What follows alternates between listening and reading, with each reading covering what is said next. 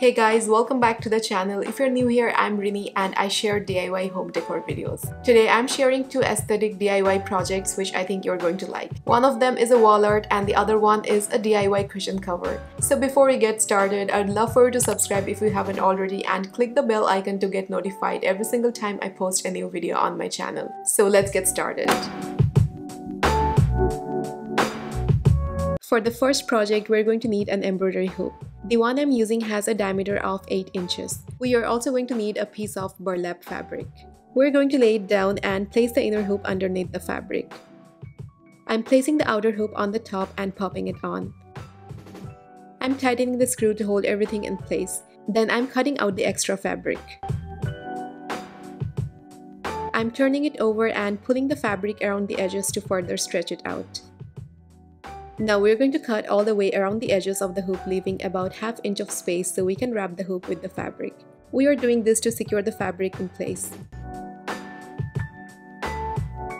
I'm applying hot glue to the hoop and wrapping the fabric.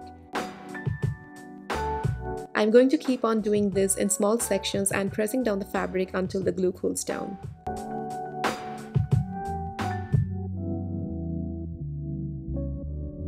Next, I'm taking a piece of cardstock and sketching some random shapes to make an abstract art. We also want to make sure the artwork we make fits within the embroidery hoop.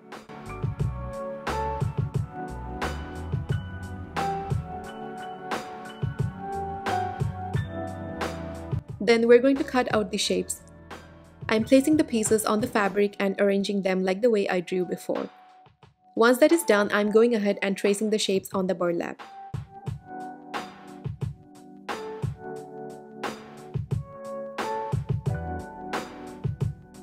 Now we're going to start with this section, and for that I'm taking some mauve colored yarn and a large yarn needle. I'm threading the needle, and after making a rough estimate of how much yarn I'm going to need, I'm snipping it off and tying a double knot at its end. Then I'm taking the needle underneath the burlap and poking it through top right corner of the shape, which is going to be the starting point.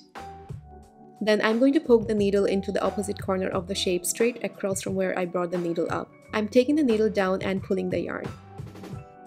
Again, I'm bringing the needle up through the point right below our starting point. I'm taking the needle down straight across from where I brought it up, right under where the needle went down for the previous stitch. I'm going to continue stitching in the same way, doing adjacent horizontal stitches and filling in the shape. So basically, I'm just looping the yarn following the outline of the shape. I'm also adjusting the length of the stitches based on the shape. The first section is done, and now I'm flipping it over and tying a few knots to secure everything in place. Now we're going to move on to the top square section, and for that I'm using white yarn. This time we're going to do vertical stitches. First, I'm bringing the needle from back to front through the bottom left corner of the square. Then I'm poking the needle into the top left corner of the shape and pulling it down. Since burlap is a loosely woven fabric, we can easily see all the tiny grids. So I'm going to leave one square beside the starting point and bring the needle up through the next square. I'm going to follow the same column and poke the needle, leaving one square from the adjacent stitch. This is going to create an uniform gap between the stitches. In the same way, I continued doing the stitches and filling in the shape. Now it could be a little tricky to work on the areas where the two shapes overlap, so to make it easier, we can pull the yarn from the previous section to see where the grids are. For this section right here, we're going to use mustard colored yarn. This time I'm going for horizontal stitches, same as the section right above it. Also, we want to make sure the stitches are as close to each other as possible to prevent any gaps.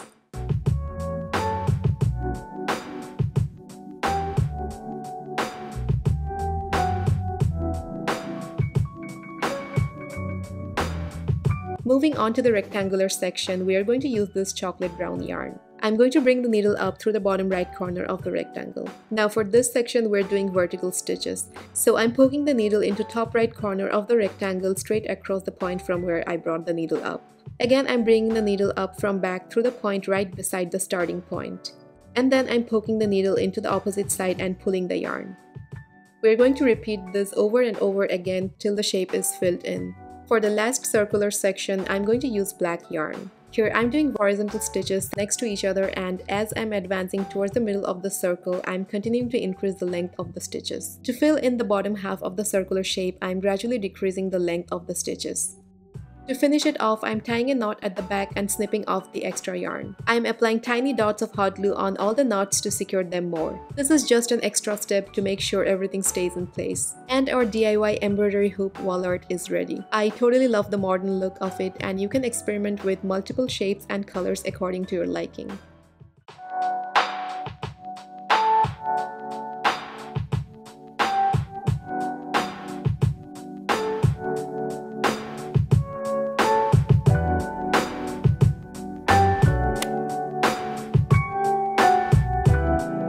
For our next project, I'm going to take a white 16 by 16 inches cushion cover. This one is 100% cotton, which is good for painting. Then I'm taking a piece of cardboard and putting it into the cover. I'm going to use an 8 by 10 inches rectangular piece of cardstock and sketch 3 flower pots. Then I'm drawing 3 different types of cactus on the flower pots.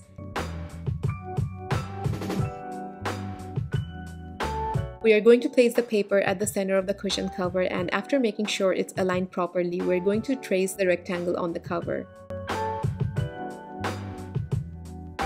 Then I'm using painter's tape to tape along all the 4 sides of the outline. I'm pressing down the tape pieces firmly to prevent paint from bleeding underneath the tape.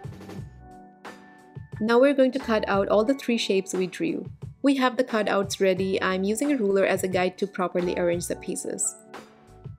Once that is done, I'm going to tape down the pieces to the cushion cover. I'm putting a little piece of tape on bottom of the pot to hold it in place.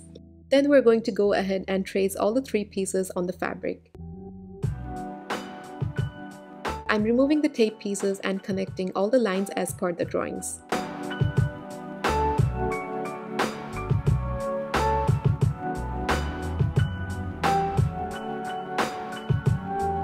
For painting the background, I'm using a light gray acrylic paint. However, I recommend using fabric paint or mixing some fabric medium with acrylic paint for this DIY. This will make the paint last longer. Using a detailing brush, I'm painting along the outline of the shapes. Then I'm going to paint along all the 4 sides of the rectangle. Taking a flat brush, I'm filling in the remaining part of the background with the same gray paint. I'm thinking to go for 2 coats of paint for a better finish.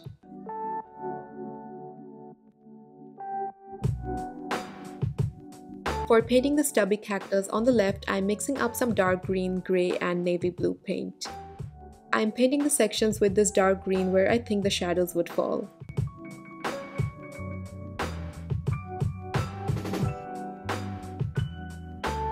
Then I'm taking sage green paint and filling in the rest of the areas. For painting the flower, I'm mixing up light pink, red, and some yellow.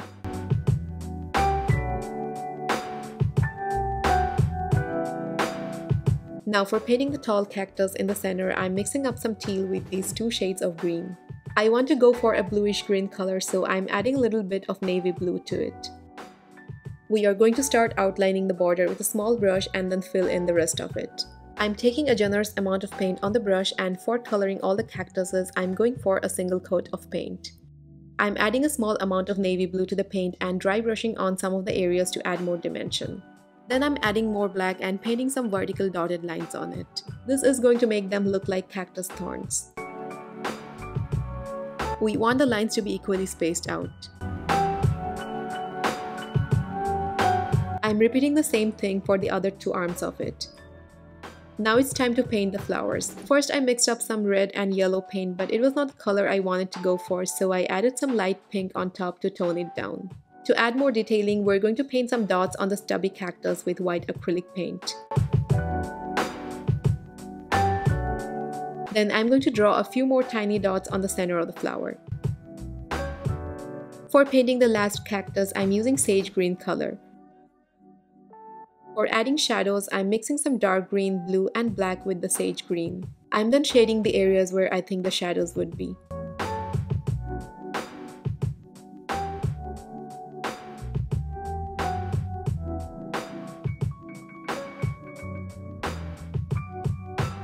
Using black paint, I'm drawing little V's on it to make them look like thorns. For the top section of the flower pots, I'm using an off-white acrylic paint. I'm going to mix terracotta and beige acrylic paint for painting the pot in the center. For the other two pots, I'm adding some light gray to the previously mixed paint. I'm filling in the shapes with a large brush, and for the edges, I'm using a small detailing brush. Then using off-white paint, I'm drawing double lines on this flower pot.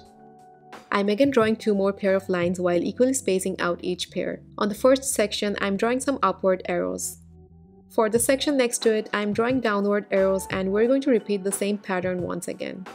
After the paint is dry, we're going to peel the tape pieces and reveal the crisp edges.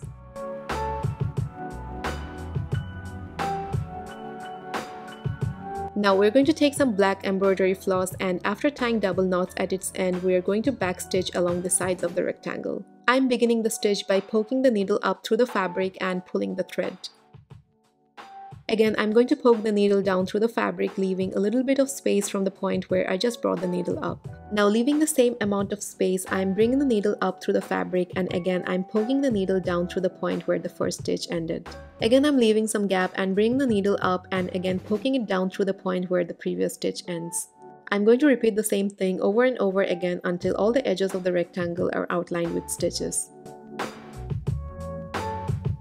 Once that is done, I'm flipping it inside out and tying double knots to secure the stitches.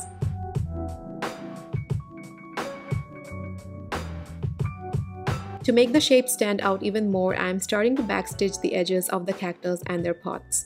This is making our cushion cover look so much more finished and cohesive.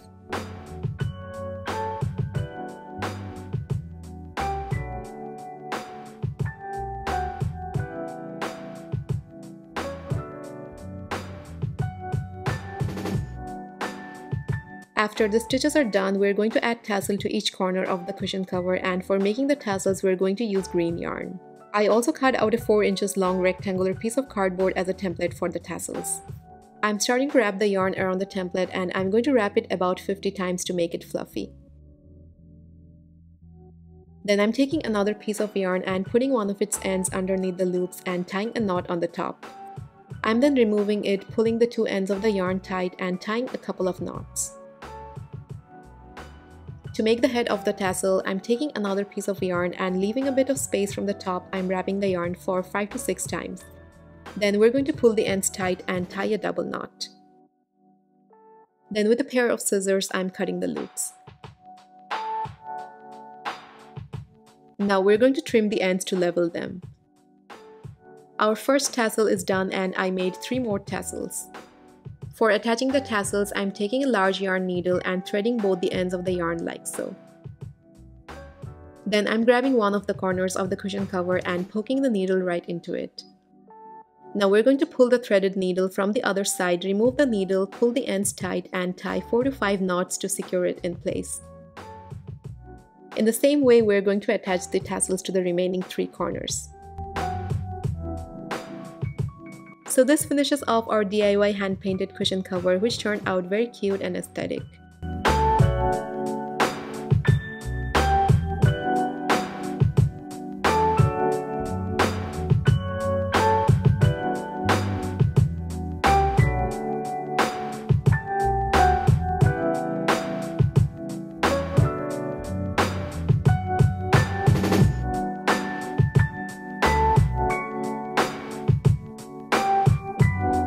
That's all for today. I really hope you liked the project. If you did, please give it a thumbs up and let me know in the comments your thoughts on it. If you plan to recreate any of these DIYs, I would love to see them, so you can tag me on Instagram at DustyHues. Thanks for watching, and I'll see you guys next time.